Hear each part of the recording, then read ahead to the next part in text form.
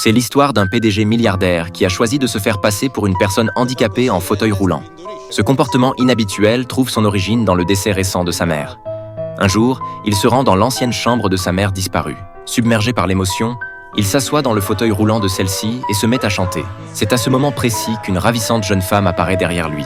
Il s'agit de la nouvelle voisine, venue chercher de l'aide pour déménager ses affaires. Lorsque Jack s'apprête à se lever pour lui prêter main forte, la belle décline poliment son offre, le prenant pour une personne à mobilité réduite. Bien qu'il ait voulu rectifier le malentendu, devant une si jolie fille, il décide de poursuivre son numéro d'acteur.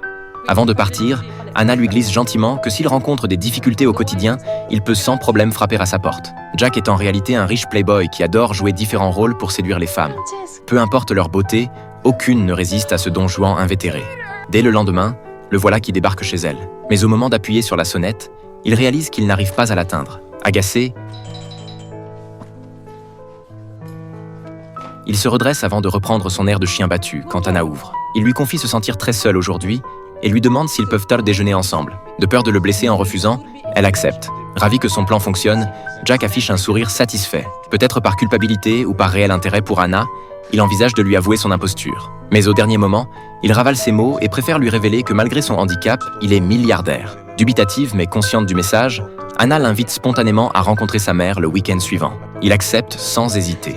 Le jour J, Jack roule jusqu'à l'adresse indiquée, puis sort péniblement son fauteuil du coffre pour rejoindre le point de rendez-vous. Mais en arrivant, il découvre la réelle intention d'Anna, le présenter à sa sœur.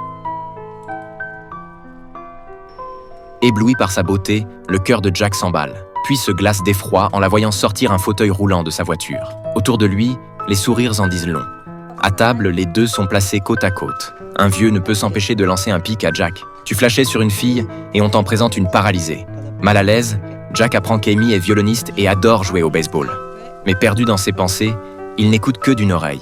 Il est alors loin d'imaginer à quel point cette rencontre va bouleverser son existence. De retour chez lui, il raconte cette expérience à ses amis, louant la beauté d'Amy tout en niant son attirance pour elle. Ses amis le charrient, persuadés qu'il n'a aucune chance. Piqué au vif, Jack engage un pari avec eux.